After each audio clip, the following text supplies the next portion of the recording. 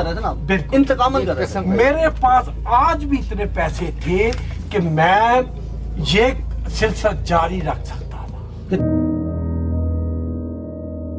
1961 जब पाकिस्तान की सिटी लाहौर में एक वेल्दी फैमिली में एक ऐसा शख्स पैदा होता है जिसने सैकड़ों माओं को रुलाया था। जावेद इकबाल। तो कहानी की शुरुआत होती है जब पंजाब पुलिस को एक ऐसा खत मिलता है जिसको पढ़ने के बाद उनकी रूह तक कांप जाती है। मेरी गिनती 100 पर खत्म होती है, मेरा मिशन कंप्लीट हो गया है और मेरा मैसेज सारी दुनिया तक जाएगा। इस खत में नीचे एक एड्रेस भी लिखा हुआ होता है, 16B रावी रोड। एड्रेस पे पहुंचने के बाद पंजाब पुलिस को एक आम सा आदमी मिलता है जिसको देखने पर बिल्कुल भी नहीं लग रहा था कि ये 100 बच्चों का कातिल हो सकता है।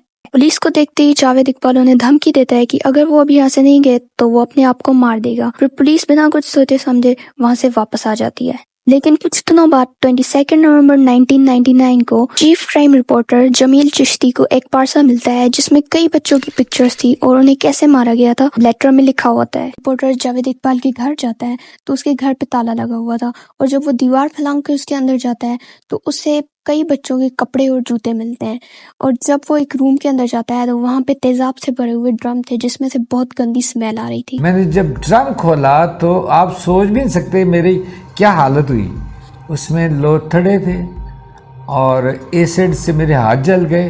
तो वो सारा इसके बाद इस क्राइम को न्यूज़पेपर में पब्लिश किया जाता है जिसकी वजह से जावेद इकबाल के घर के आसपास बहुत सारे लोग आ जाते हैं और पुलिस को बहुत प्रेशराइज किया जाता है जावेद इकबाल को कैसे भी करके ढूंढ निकालने को। लेकिन कुछ दिनों बाद जावेद इकबाल खुद ही जर्नलिस्ट के पास चला जाता है और कहता है, मेरा नाम जावेद है, मैं 100 बच्चों का कातिल हूँ और मुझे अपने किए पर कोई अफसोस नहीं और मैं मरने के लिए तैयार हूँ। इसके बाद ये काफी देर तक जर्नलिस्ट से बातें करता है और सारा कुछ बता देता है। वो बताता है कि 1990 में उसने एक बच्चे को अगवा किया था जो उससे भाग गया था और पुलिस उसको पकड़ के ले गई थी और उसे 100 कोड़े मारे थे जिसकी वजह से उसका बैकबोन फ्रैक्चर हो जाता है और उसके सर में भी काफी सारी इंजरीज आती हैं और वो काफी अरसे तक कोमा में रहता है जिसकी वजह से उसकी माँ की डेथ हो जाती है। उसने ये भी बताया कि वो बच्चों को बस स्टेशन या फिर ऐसी जगहों से किडनैप करता था जहाँ पे भीड़ ज्यादा होती थी, उन्हें अपने घर लेके आता था, बहुत ज्यादा टॉर्चर देने के बाद उनको मार देता था। मारने के बाद उनकी बॉडी के छोटे छोटे पीसेस करके उन्हें तेजाब में डाल देता था। सब सुनने के बाद इसे अरेस्ट किया जाता है